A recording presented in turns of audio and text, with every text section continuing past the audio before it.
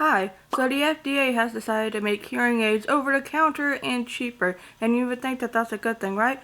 No. Let's talk about this in full detail, shall we? Help is on the way. FDA finalizes rule that should usher in cheaper hearing aids. I like how the headline sounds like it's some sort of superhero movie or something that's happening right now. Also, we're starting off with the see moment, child hears mom's voice for the first time, inspiration porn video. That's always a very good start to anything. And deaf related, obviously. Inspiration porn videos, that's what we're here for on a Monday morning. Hearing aids should get cheaper and possibly even better.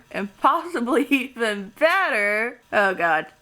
Okay. Hearing aids should get cheaper and possibly even better due to a long-awaited rule change that the U.S. Food and Drug Administration announced Tuesday. Instead of getting a prescription, do we call getting hearing aids prescriptions? It doesn't matter. I just think it's that's the first time I'm ever hearing it being called a prescription. Again, doesn't matter. Instead of getting a prescription, visiting a hearing health professional and having a custom fitting, people with mild to moderate hearing loss will be able to buy hearing aids directly from a store or online. You can already do that, first of all. I talked about a company before. We won't go through that whole fiasco again, but I've talked about a company before that sells hearing aids over the counter, so this is not brand new information. Another related article of a video that captures the sound of joy when a baby's hearing aid is turned on. This move will make hearing aids much more widely available across the country. If hearing loss were officially considered a disability by the government, it would be the largest disability class in the country. The hearing loss is under the ADA, aka the Americans with Disabilities Act, so is it not already recognized?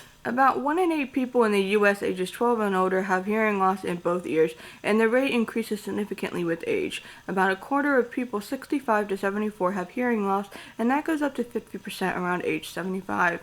But only 16 of the tens of millions of people with hearing loss use a hearing aid. Because 1, the stigma around hearing aids, 2, because health insurance in this country is abysmal. A lot of the time, hearing aids are not even covered because they're considered cosmetic, which is ridiculous because no hearing people are lining up to get hearing aids, for fun.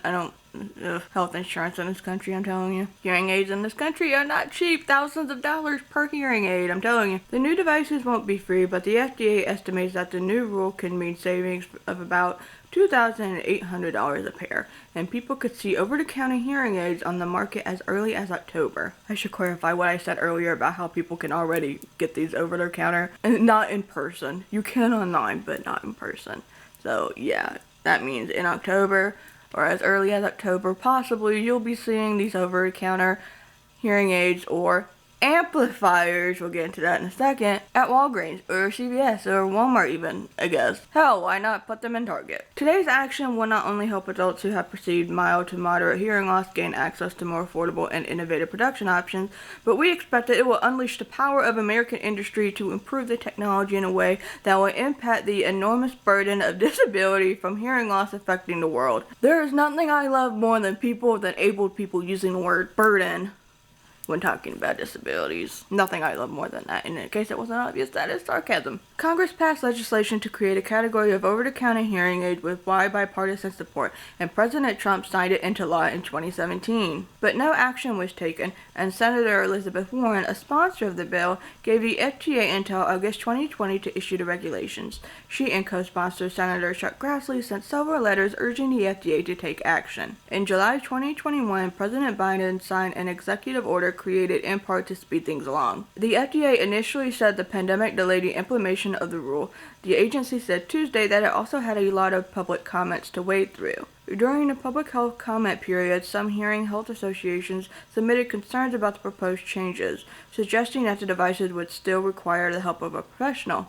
I'm pretty sure I was involved in that, in trying to get the public to comment on it, because at my old job, I make posts about how, hey, the FDA and the FCC and people want your comments, and so, cool, okay. And the people are right. You need a prescription. You need it to be customized. Again, later. Bear with me. On Tuesday, the American Speech Language Hearing Association praised the FDA's action. Of course they did. Of course they did. ASHA fully supports the creation of this new category of over-the-counter hearing devices, which will increase the availability and affordability of hearing aids for many Americans. It is important that the public understands these devices are only for adults with perceived mild to moderate hearing loss, and to strongly consider getting a hearing assessment by a certified audiologist as a first step before they purchase anything. Well, thank you for saying that, because that's important. The rule doesn't change how hearing aids are covered. While private insurers pay for a treatment after the loss of a limb or even the cost of Viagra, most do not cover hearing aids. Basic Medicare doesn't pay for them either, and only half of state Medicaid programs do. Hearing aids aren't cheap. On average, people spend at least $4,000 out of pocket for devices for both ears. Large retailers may offer a pair for about $1,400, but some can cost as much as $6,000 per ear depending on the technology. 5 large companies now control 90% of the global marketplace for hearing aids. That kind of consolidation meant that there was little price competition, and high prices may be a big reason why most people who need hearing aids don't have them. I mean, I have them now, but for 30 years I did not. Or for 29 years, whatever.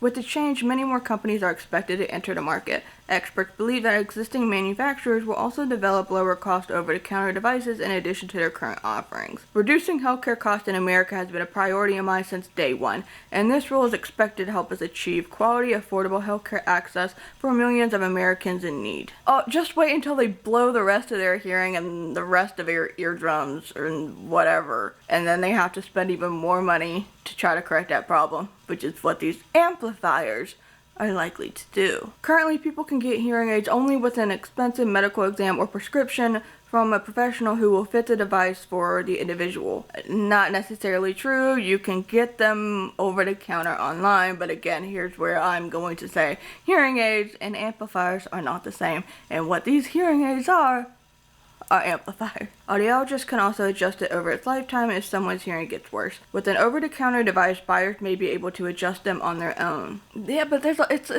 a little bit more complicated than volume up and volume down. The new rule applies only to certain kinds of hearing aids. People with severe hearing loss and those under the age of 18 will still need a prescription. To be allowed on the market, over-the-counter hearing aids will need to meet the FDA's high standards for safety, labeling, and manufacturing protection like all other medical devices. I think today's a standout day. Americans who need help with the hearing aids, and that includes my mom, help is on the way. So over-the-counter hearing aids, get ready folks. You are going to save a lot of money, and we're all going to benefit. Oh, hearing people, I'm sure you will.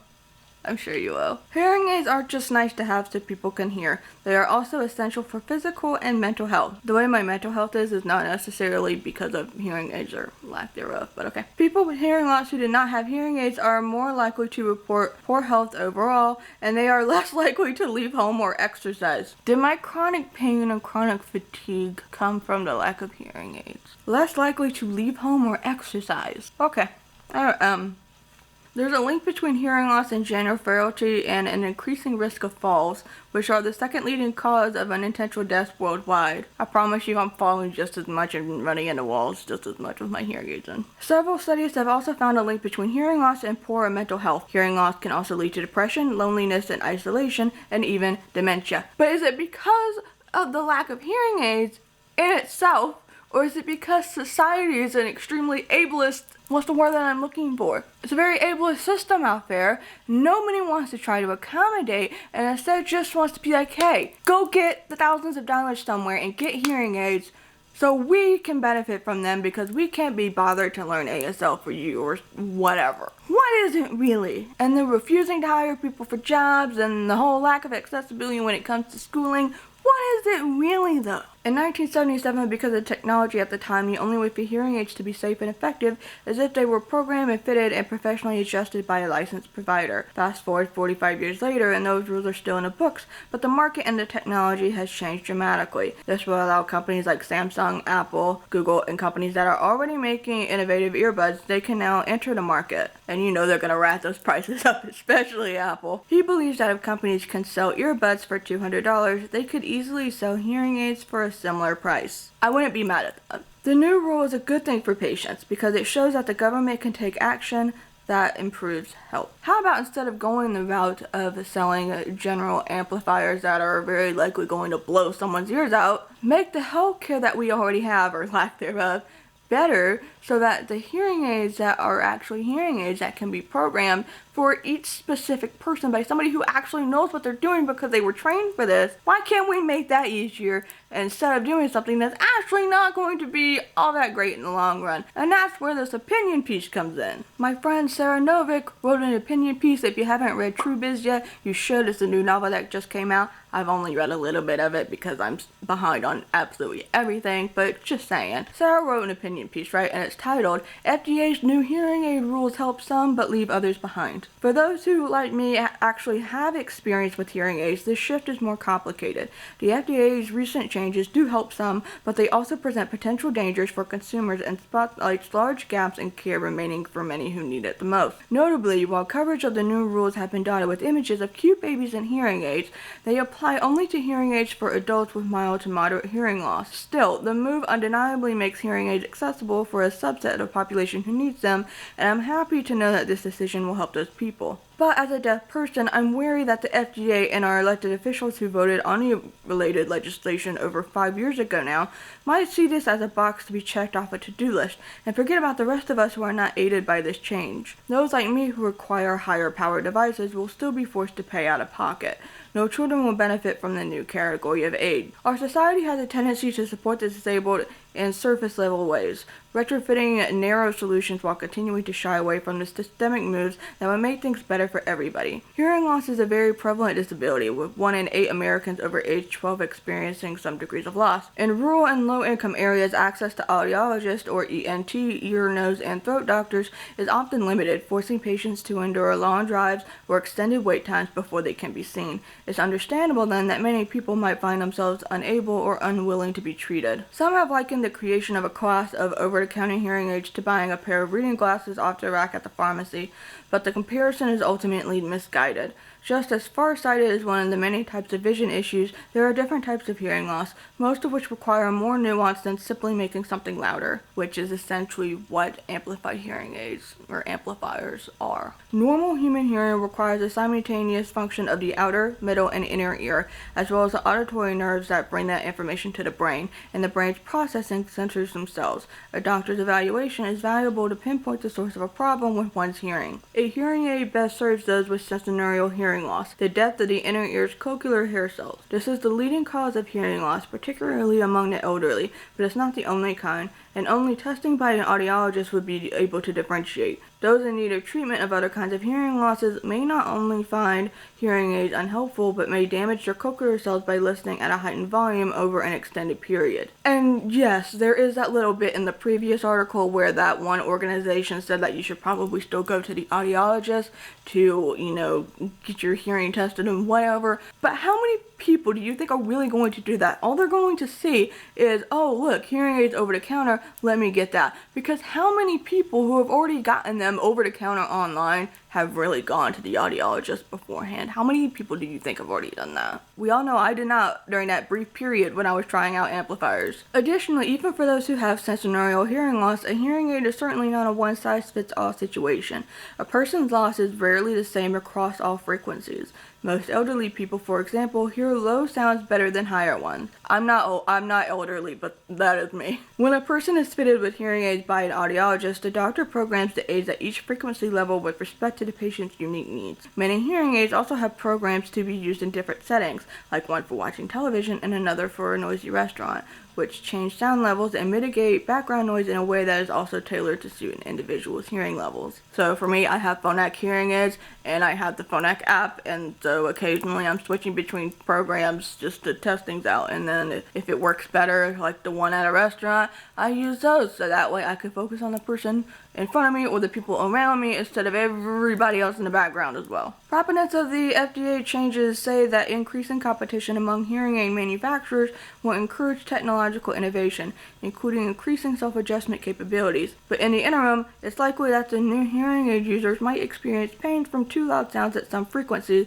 or would continue to struggle in situations with a lot of background noise. This might lead to a decreased desire to adopt the technology long term, even as general access increases overall. Even with these actual hearing aids, I have problems with listening to things at way too loud a level. Granted, I'm still in the middle of readjusting them. It's been a journey.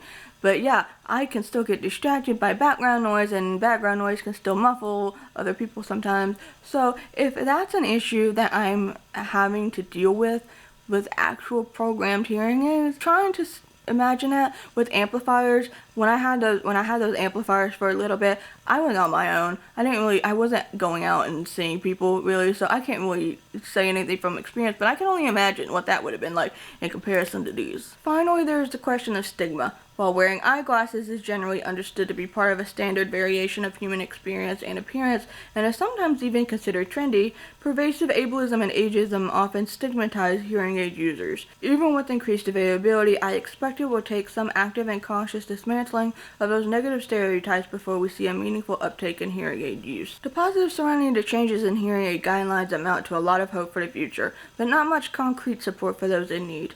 Undoubtedly, these adults with mild sensorial hearing loss for whom aids were previously too expensive will be better off for the changes. As for all the optimism we invest in a free market regarding innovation and overall price decreases due to competition, only time will tell. Ultimately, these changes feel a bit like a band-aid on the gaping bullet wound that is the American health system.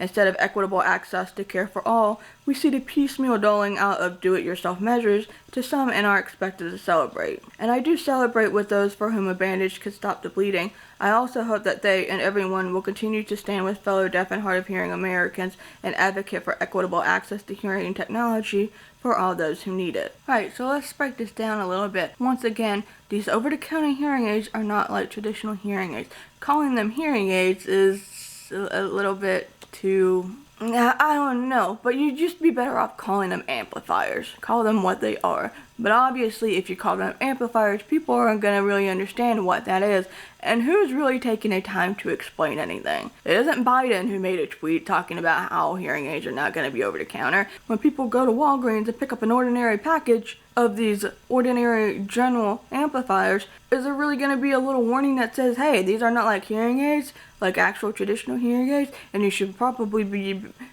making sure that you get your actual hearing tested or whatever? I don't know. Are they going to put any warning signs on it that they should probably put on? But also, even if they do, is anybody actually even going to read it? Because already this was going viral on Twitter and everybody was going, yay, yay, without knowing what they actually really are. Adults are adults. They're able to make their own decisions. Just because I'm making a video saying you're probably better off not buying these, and you should probably try to figure out how to...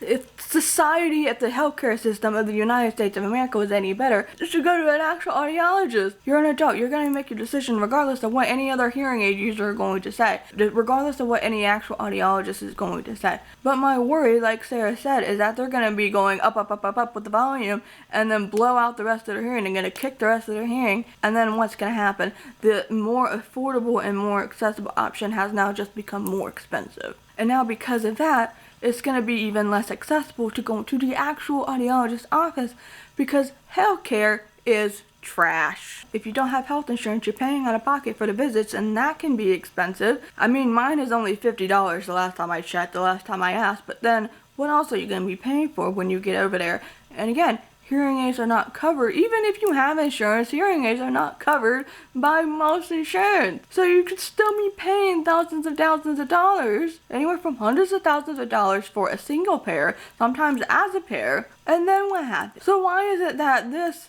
is a thing now, but we still have not done anything that could help make actual healthcare and getting actual hearing aids to anyone who needs it, to anyone who wants them, more accessible, more affordable, and then also making the actual audiologist and audiology offices themselves accessible. Slightly different conversation, but still. When a bunch of us were talking about this on Twitter right when it was announced, I had received some tweets, or I saw some tweets in response to other people. I know one was talking about how their grandfather had gotten the over-the-counter hearing aids, online, and it didn't really help anything because it was just louder. Like, yeah, if I'm listening to something or trying to hear people talk without my hearing aids in, and they talk louder, a lot of times it's just louder. It's like, yes, I know that you're making noise at me, or there's noise coming out of my computer, or whatever, but it doesn't mean I'm actually really understanding it because there's no real clarity there, because there's no actual programming. So